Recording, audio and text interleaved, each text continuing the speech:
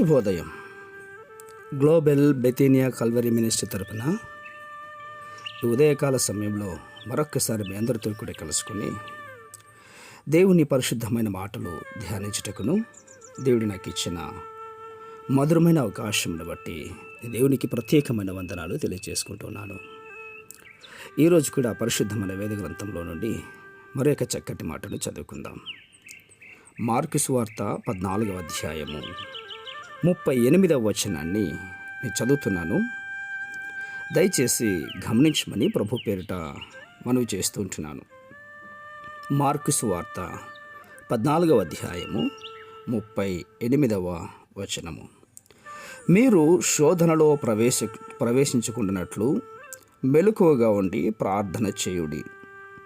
ఆత్మ సిద్ధమే గాని శరీరము బలహీనమని పేతురుతో చెప్పి. దేవునికి స్తోత్రం కలుగునుగాక. యేసుక్రీస్తు వారు పేతురుతో ఒక యథార్థమైనటువంటి మాటను బయలుపరుస్తున్నాడు. నీవు ప్రార్థన చేయాలి అని మాట్లాడుతుంటున్నాడు. ఇంతకీ నీవు ప్రార్థన చేస్తున్నావా? ప్రార్థన చేయడం లేదు కదా. అందుకే నీవు శోధన సమయంలో పడిపోతూ ఉన్నావు అని హెచ్చరిస్తుంటున్నాడు. పొట్టులాగా ఎగిరిపోతావు అంటున్నాడు. ప్రియులారా, అప్పుడు అంటాం శోధన వచ్చిందండి, బాధ వచ్చిందండి, అనారోగ్యం వచ్చిందండి అని రకరకాలుగా బాధలు చెప్పుకోవడానికి ఆస్కారంలో పడిపోతాం. ఆ సమస్యలకు లోబడిపోయిన వాడుగా జీవిస్తాం. ప్రతివాడు కూడా తన స్వకీయ దురాశల వలన ఈడవబడి మరలు కోల్పోబడిన వాడై శోధింపబడును అని యాకోబు యొక్క పత్రికలో రాయబడింది. ఏదో ఒక కామ సంబంధమైన బొమ్మలు చూస్తుంటున్నారేమో, ఏదో ఒక పనికిమాలినటువంటి చెడ్డ పుస్తకాలు చదువుతూ చెడ్డ బొమ్మలు చూస్తూ ఉంటున్నావేమో, ఏదో ఒక అపవిత్రమైనటువంటి సంభాషణలు కూడా మీ మొబైల్ ద్వారా నువ్వు వింటున్నావేమో. పాపపు యొక్క ఆశలు నీ లోకానికి వస్తూ ఉంటున్నాయి, నీ అంతరంగంలోనికి వస్తున్నాయి. పాపంలో పడిపోతున్నావు, జాగ్రత్త. ఎవరో శోధించబడటం కాదు, నీవే శోధనలకు చోటిచ్చి ఆ స్థానంలో నిలబడిపోయావు. నీలో ప్రార్థన లేదు.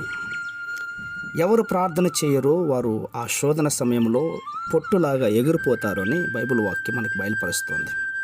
అందుకే అన్నాడు యేసు ప్రభు వారైతే మన కొరకు ప్రార్థన జీవితమంతా కూడా జీవించి శోధించి ఆయన మనకు మాదిరిగా నిలిచిపెట్టిపోయాడు. శోధనలో ప్రవేశించుకుంటున్నట్లు మెలకువగా ఉండి ప్రార్థన చేయడని మనకు హెచ్చరించాడు. ఆ హెచ్చరింపబడిన మాటలు మనందరి జీవితంలో నీరు కట్టి ఫలింపు చేయాలంటే ఈ క్షణంలోనే పరిపూర్ణంగా జీవించేవారుగా జీవించాలి. పరిశుద్ధమైన మా ప్రియ పరలోకపు తండ్రి, నిజమైన ఆయన ఆత్మసిద్ధమే కానీ శరీరం బలహీనమని సెలవిస్తున్నారు. మా జీవితంలో మీరు ఆశపడినట్లుగా తండ్రి మా జీవితంలో కట్టుకోవడానికి సహాయం చేయండి. ఈ మాటలు వింటున్న వారందరూ కూడా ప్రభు శోధనలో ఉన్నారేమో, బాధలో ఉన్నారేమో, ఇబ్బందులో ఉన్నారేమో నైనా వారు నిజముగా నీ యందు ఆనందించే బిడ్డలుగా మార్చండి, గొప్ప కార్యం చేయండి. అట్టి కృప మీరు దయచేస్తున్నందుకే స్తోత్రాలు అర్పించుకుంటూ చిన్న ప్రార్థనను మా రక్షకుడిని యేసయ్య బట్టి అడిగి వేడుకను పొందుతున్నాం మా తండ్రి. ఆమేన్, ఆమేన్, ఆమేన్.